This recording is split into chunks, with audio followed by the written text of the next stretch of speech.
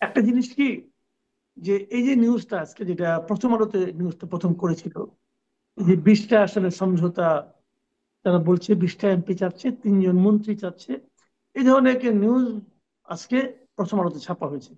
আমি প্রথম আলোকে বাংলাদেশের মানে প্রধান দৈনিক মনে করি। আমি যখন কোনো একটা নিউজ নিয়ে, যখন নাকি আমার সন্দেহ হয়, দ্বিধা হয় যেটা আসলে কি তাই ঘটেছে, তা আমি সঙ্গে সঙ্গে প্রথম আলো চেক করি। এখন আমার সমস্যা হয়েছে কি, ভাই আমি তো নিজেও সাংবাদিকতা করেছি দীর্ঘদিন, এখনো করি, এখনো ফ্রিল্যান্সিং করি। তো আমি আবার আমার মতো করে বোঝার চেষ্টা করি যে আসলে তারা কি লেখলো। প্রথম আলোর এই রিপোর্টটা আমার কাছে রিপোর্টই মনে হয় নাই। আমি খুব বিস্মিত হয়েছি যে এই ধরনের একটা রিপোর্ট তারা কি করে ছাপলো। মানে আমার কাছে এটা গ্রহণযোগ্য না এই রিপোর্ট। আমি যদি নিউজ এডিটর হতাম, আমার হাত দিয়ে এই রিপোর্ট আমি ছাপতাম না। কারণটা কি দেখেন, কতগুলি ইস্যু থাকে। এই রিপোর্টে তারা কাউকে কোট করেনি, বলছে কি যে এনসিপির 4জন লিডারের সঙ্গে তারা কথা বলছে, তার কারো নাম দেয় নাই। এবং বিএনপির এই সংক্রান্ত যারা দায়িত্বে আছেন সেরকম 2-1জন লিডারের সঙ্গে তারা কথা বলছেন, এখানেও কোনো নাম নাই। শুধুমাত্র সিটি ব্যাংকে অ্যাকাউন্ট থাকলেই করতে পারবেন গুগল পে, তাই অ্যাকাউন্ট খুলুন আজই। নাম কিন্তু নাই। এখন নাম ছাড়া উনি আবার ফিগারটা বলছেন, 20টা আসন, 3জন মন্ত্রী, অমুক তমুক হাবি যাবি, এটা তারা চায়। এখন এটা নিয়ে আবার একদম শেষে যে রিপোর্টটার, একজন ব্যক্তিকে, একজন যুগ্ম আহ্বায়ক নাকি এরকম একটা ভদ্রলোক মহিলা, ভদ্র মহিলা, ওনার সঙ্গে আলাপ করেছেন।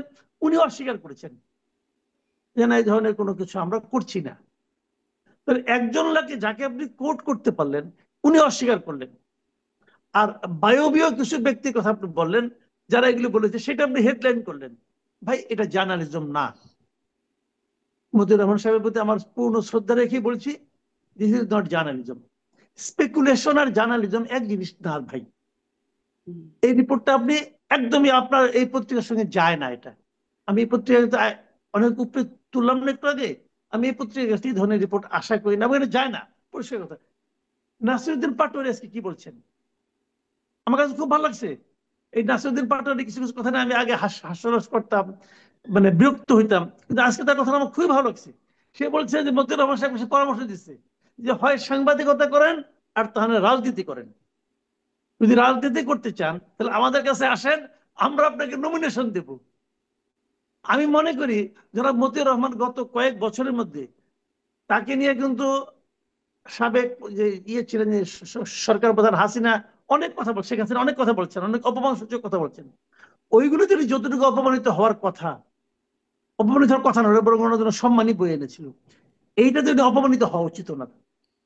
ওনার নিজেকে জিজ্ঞাসা করে এটা আমি কি করলাম। দেখ, এটা গুলো এক ধরনের কথা, কাজে এই স্পেকুলেশনটাকে আমি গুরুত্ব দেই না, এই ফিগারটাকে আমি গুরুত্ব দেই না। এখন আপনার অন্য প্রসঙ্গে আসি, যে যদি এ ধরনের কিছু হয়ে থাকে, মনে করেন আসন ভাগাভাগি,